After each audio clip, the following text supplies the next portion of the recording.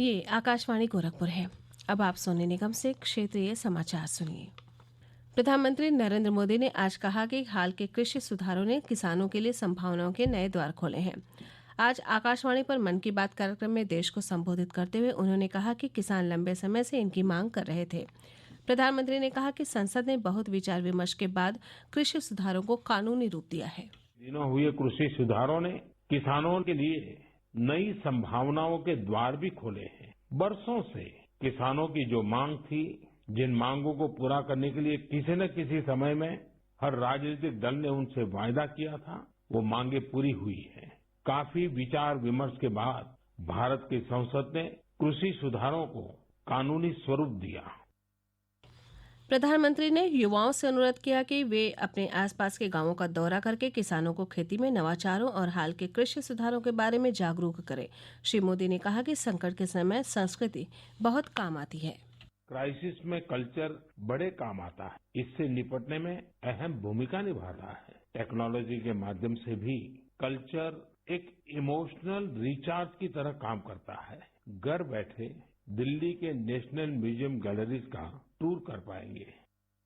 श्री मोदी ने इस बात पर भी प्रसन्नता व्यक्त की कि अजंता की गुफाओं की विरासत और कला को संरक्षित करने के साथ साथ उन्हें डिजिटल रूप भी दिया जा रहा है।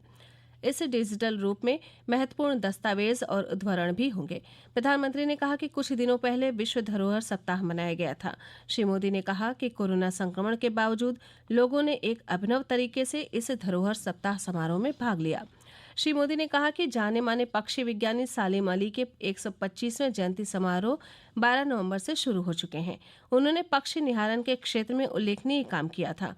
प्रधानमंत्री ने कहा कि देश में कई पक्षी निहारन संगठन सक्रिय है, जिनसे लोगों को जुड़ना चाहिए। प्रधानमंत्री ने न्यूजीलैंड में नवनिर्वाचित सांसद गौरव शर्मा द्वारा संस्कृत में शपथ लेने की सराहना करते हुए कहा कि भारतीय संस्कृति का प्रसार प्रत्येक भारतीय को गौरवान्वित करता है। प्रधानमंत्री ने कहा कि राष्ट्र कल गुरु नानक देव का 551वां प्रकाश वर्ष मनाएगा। उन्होंने कहा कि गुरु नानक के उपदेश वैंकूवर से वेलिंगटन और सिंगापुर से दक्षिण अफ्रीका तक गूंजते हैं।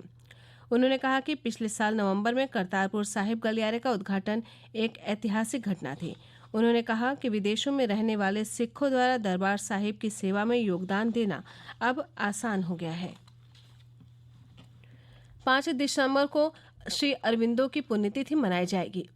श्री मोदी ने कहा कि श्री अरबिंदो के विचारों में बहुत गहराई है। उन्होंने युवाओं से इस महान व्यक्तित्व के बारे में और अधिक जानने का आग्रह किया। प्रधानमंत्री ने कहा कि जैसे जैसे देश वोकल फॉर लोकल की दिशा में आगे बढ़ रहा है, उसे श्री अरबिंदो के स्वदेशी दर्शन से प्रेरणा मिल रही है।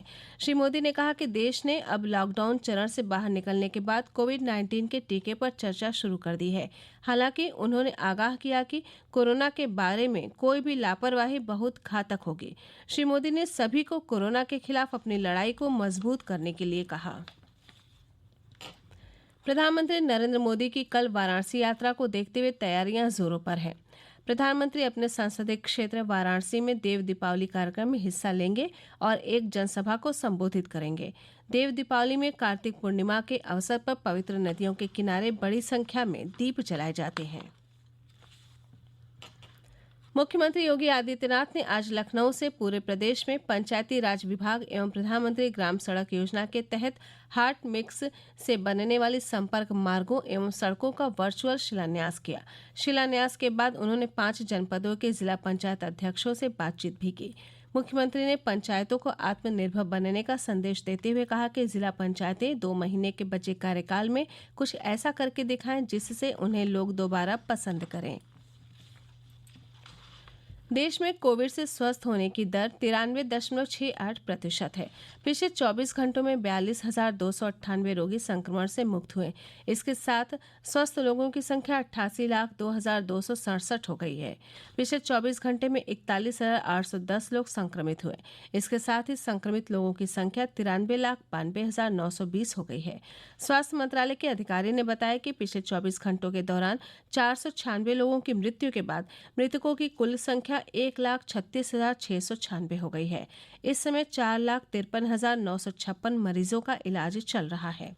इसी के साथ क्षेत्रीय समाचारों का ये बुलेटिन समाप्त हुआ। नमस्कार।